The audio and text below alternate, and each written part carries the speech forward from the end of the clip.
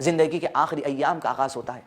ایک دن یوں آتا ہے کہ اللہ کے نبی صلی اللہ علیہ وسلم اپنی زندگی کے آخری 13واں دن 13th ڈے بقیع قبرستان کو ایک تدفین کے لیے جاتے ہیں, اور تدفین سے اللہ کے نبی صلی اللہ علیہ وسلم جب پلٹ کر اپنے گھر کی طرف آتے تو اللہ کے نبی صلی اللہ علیہ وسلم کے سر میں شدت کا درد شروع ہو گیا, اور آپ صلی اللہ علیہ وسلم مجبور ہو کر اپنے سر پر کس کر پٹی باندھ لی تاکہ درد کی کمی محسوس ہوتی جائے.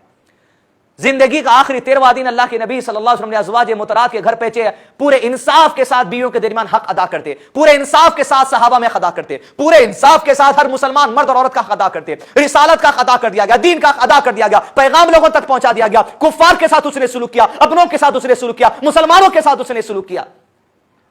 طبیعت میں بگاڑ شروع ہوتا گیا, حتیٰ کہ اللہ کے نبی صلی اللہ علیہ وسلم کی زندگی کا آخری ہفتے کا آغاز ہوتا ہے کہ آپ صلی اللہ علیہ وسلم کی سر کی شدت اتنی بڑھتی جاتی کہ اللہ کے نبی صلی اللہ علیہ وسلم پر غشی طاری ہونا شروع ہوتی, اور آپ صلی اللہ علیہ وسلم زمین پر بے ہوش ہو کر گر جاتے.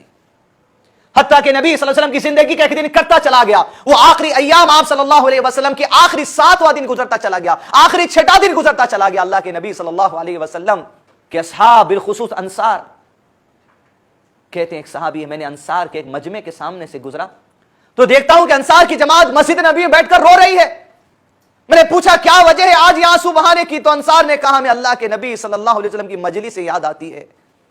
آپ صلی اللہ علیہ وسلم سر پر کس کر پٹی باندھے تھے, مسجد نبی کے ممبر پر چڑھ کر اللہ کے نبی صلی اللہ علیہ وسلم نے صحابہ کرام سے خطاب کیا ہے, میرے اصحاب اگر میں تم میں سے کسی کا اگر ایک پائی باقی ہوں تو آج محمد سے چکا لینا صلی اللہ علیہ وسلم. سامنے صحابی بیٹھے تھے, کہا اللہ کے نبی صلی اللہ علیہ وسلم آپ میرے 3 درہم باقی ہیں. اللہ کے نبی صلی اللہ علیہ وسلم نے کہا کہ فضل میری طرف سے 3 درہم ادا کر دو. 3 درہم ادا کر دیا گیا.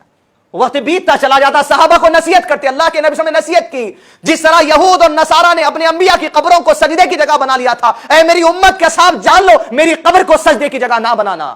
وقت بیتتا چلا جاتا, اللہ کے نبی صلی اللہ علیہ وسلم کی زندگی کا آخری 4واں دن کی فجر کی نماز آپ صلی اللہ علیہ وسلم نے پڑھائی. طبیعت میں بگاڑ بڑھتا چلا گیا, حتیٰ کہ آپ صلی اللہ علیہ وسلم ظہر کی صلاح پڑھائے, حتیٰ کہ اللہ کے نبی صلی اللہ علیہ وسلم عصر کی صلاح پڑھاتے ہیں, مغرب کی صلاح تک پڑھائے. اس کے بعد آپ صلی اللہ علیہ وسلم مغرب کی صلاح کے بعد مسجد نبی اور گھر کے درمیان جو پردہ تھا, پردہ ہٹا کر جب آپ صلی اللہ علیہ وسلم گھر میں داخل علی, عشاء کی اذان کا وقت ہو گیا, بلال نے اذان دے دی. آپ صلی اللہ علیہ وسلم مسجد میں جانے کے لیے اٹھنے چاہتے کہ طبیعت اتنی بگڑتی کہ آپ صلی اللہ علیہ وسلم بے ہوش ہو کر زمین پر گر جاتے, آپ کے چہرے پر پانی ڈالا جاتا. ازواج مطہرات پوچھتی اللہ کے نبی صلی اللہ علیہ وسلم, پوچھتے اٹھ کر کیا لوگوں نے نماز پڑھ لی؟ ازواج مطہرات کہتے نہیں اللہ کے نبی صلی اللہ علیہ وسلم آپ کے انتظار میں. آپ کے اوپر ٹھنڈا پانی ڈالا جاتا, آپ اٹھنے جاتے لیکن دوبارہ بے ہوش ہو کر زمین پر گر جاتے. ہوش آتا تو پوچھتے کیا لوگوں نے نماز پڑھ لی؟ ازواج مطہرات کہتے نہیں اللہ کے نبی صلی اللہ علیہ وسلم نہیں پڑھی. آپ کے اوپر ٹھنڈا پانی ڈالا تھا, آپ 30 بار اٹھنے جاتے, جب جسم میں تکلیف محسوس ہوئی تو آپ نے گھر کا پردہ ہٹا کر اشارہ دے دیا اور ابو بکر صدیق سے کہا کہ ابو بکر امامت کا مصلی تم سنبھال لو. نبی صلی اللہ علیہ وسلم کی زندگی میں 17 نمازوں کی امامت ابو بکر صدیق نے کی رضی اللہ عنہ. جب آپ کی بیٹی عائشہ رضی اللہ عنہ کو اس بات کی خبر ملی کہ میرے والد محترم کو اللہ کے نبی صلی اللہ علیہ وسلم نے امامت کا مرتبہ لگا دیا, تو عائشہ نے کہا اللہ کے رسول صلی اللہ علیہ وسلم ابو بکر کو نماز کے لیے نہیں دینا ذمہ داری, ابو بکر کو امامت کے لیے نہیں ٹھہرانا, اس لیے کہ اللہ کے رسول صلی اللہ علیہ وسلم جب یہ قرآن پڑھتے ہیں بڑی ہی توجہ سے پڑھتے ہیں, بڑے تقوی سے پڑھتے ہیں. یہ قرآن پڑھتے پڑھتے بہت روتے ہیں, ان کی نماز لمبی ہو جائے گی ان کے رونے کی وجہ سے, صحابہ کی نمازیں لمبی ہو جائیں گی رونے کی وجہ سے. اللہ کے نبی صلی اللہ علیہ وسلم ابو بکر کو نماز کے لیے نہ کھڑانا. اللہ کے نبی صلی اللہ علیہ وسلم نے کہا چپ ہو جاؤ عائشہ, تم تو یوسف کی عورتوں کی طرح ہو, خبردار مجھے اس بارے میں کچھ نہیں کہنا. ابو بکر صدیق امامت کے مصلی پر آئے. اللہ کے نبی صلی اللہ علیہ وسلم 2 اصحاب کے کندھوں پر ہاتھ رکھ کر زمین پر اللہ کے نبی صلی اللہ علیہ وسلم کے پیر لگڑے جا رہے تھے. آپ صلی اللہ علیہ وسلم کو مسجد نبی میں لایا گیا. ابو بکر صدیق کے بازو کھڑے ہو کر آپ صلاح ادا کرتے ہیں عشاء کی. عشاء کی صلاح کے بعد اللہ کے نبی صلی اللہ علیہ وسلم گھر تشریف لے کر آئے. دوسرے دن آپ صلی اللہ علیہ وسلم دن کے وقت میں ممبر رسول پر بیٹھ جاتے ہیں صلی اللہ علیہ وسلم مسجد نبی میں. اصحاب رسول اللہ صلی اللہ علیہ وسلم کو نصیحت کرتے کہ جزیرۃ العرب سے یہود اور نصارہ کو نکال دو.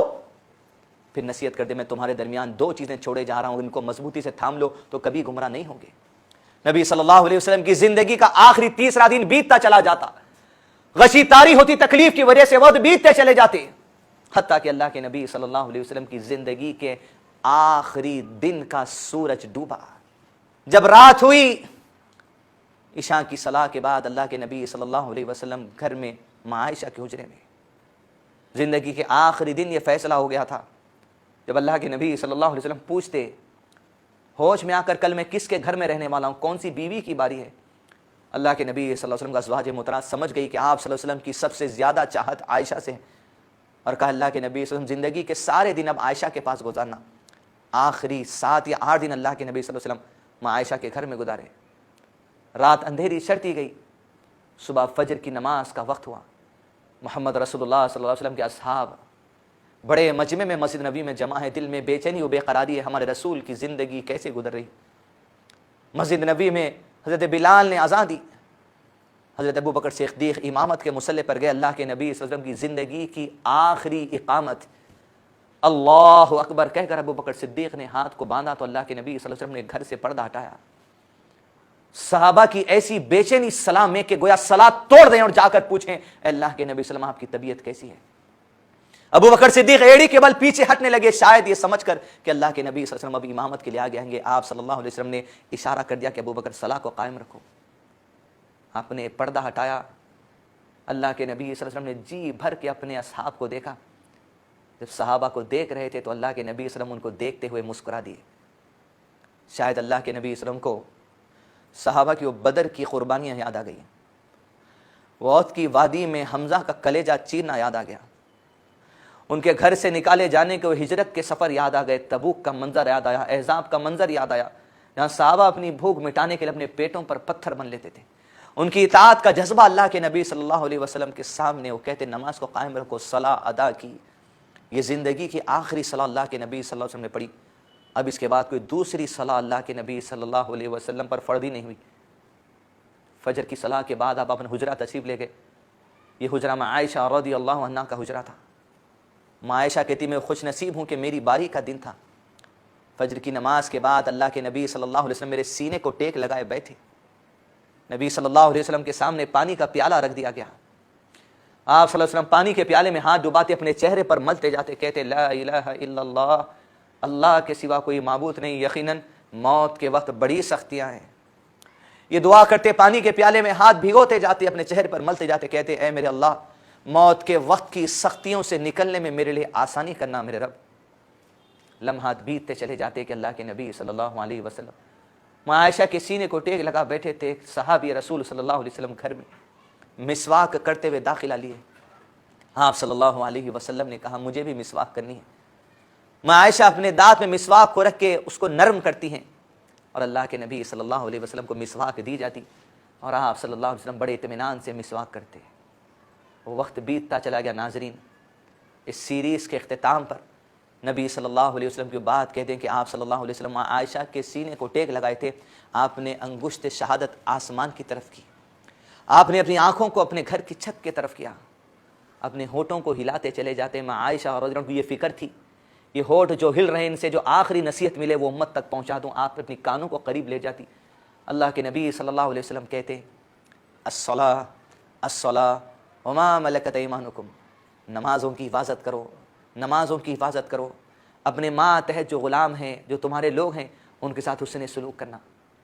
ماں عائشہ کہتی آپ نے انگشت شہادت کو اٹھایا, نظریں گھر کی چھت کی طرف کی, آپ کے ہونٹ ہلتے جاتے اور یہ دعا کرتے کاش کہ اللہ ہم سب کو مرتے وقت میں یہ نصیب کر دے.